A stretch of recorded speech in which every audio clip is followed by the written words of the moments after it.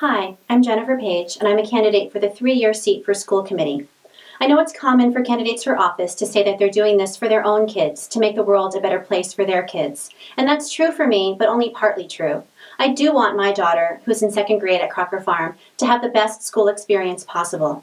But also, I'm doing this for all kids and their families, because no matter who you are, no matter your ability or achievement level, no matter where you come from, what you look like, or how you worship, you deserve to feel safe and welcomed in your community schools.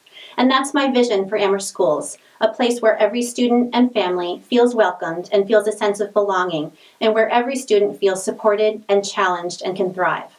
One of the most important things I hope to accomplish as a school committee member is the successful hiring of a permanent superintendent, because the superintendent sets the tone for the entire district. Of course, we need to hire someone with the appropriate qualifications and experience and who has proven success as a superintendent.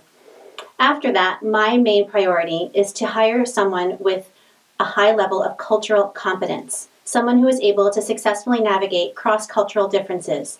Amherst is a multicultural town. That's one of the things that makes it such a special place, and we need a superintendent who will embrace that. I care deeply about addressing issues of equity and anti-racism. I will actively address issues of racism, sexism, ableism, homophobia, or any unfair treatment. I will advocate for more time on learning and less time on high-stakes testing. I will support the rights of all students, regardless of gender identity, immigration status, or anything else, to be educated in a safe school environment. And I will advocate and support for policies for teacher empowerment. My role is to seek out and consider all voices, especially those who will be affected by decisions. I stand for being the voice of reason. I've served on the board of directors of 2 local nonprofits, and I've been called the voice of reason many times. I look at things in a logical way. I set aside emotion and biases, and I try to be aware of my own biases. I consider it my greatest gift that I'm able to see things from multiple perspectives. The elementary school project is a great example of this. I'm against the project, but when I talk to people who are for it. I get what they're saying, and I feel their frustration. My goal is to be a bridge between people on opposite sides of any issue, because ultimately our destination is the same: high-quality public education. I know that the topic of the elementary school project is on the minds of a lot of people right now, but my decision to run for school committee had very little to do with the school project. In fact, I had already taken out nomination papers and was gathering signatures in December when we thought the school project was already decided. Though I am in favor of K-6 schools, I will fully support the outcome of the referendum vote, whatever the outcome is. For me, while I understand the need for new school buildings, I also think that K-6 schools offer continuity for students that can have a direct and positive impact on their school experience. With the new proposed plan, I worry about the transition for children to a new school between 1st and 2nd grade, about young children on long bus rides, and about the burden on families having kids in 2 different schools. We need a plan that unites this town. We all want what is best for our schools and our town, but we differ on how to get there and what that looks like.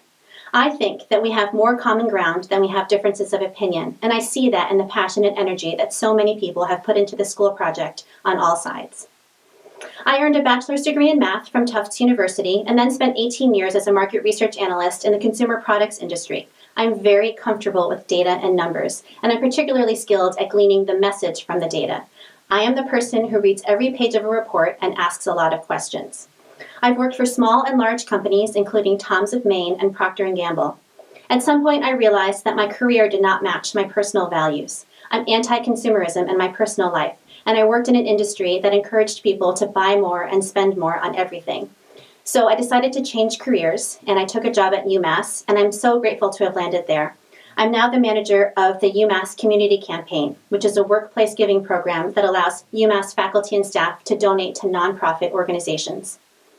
I'm running for school committee because I believe that our community depends on people to step up to fill these important unpaid elected official positions, and that if I can, I should.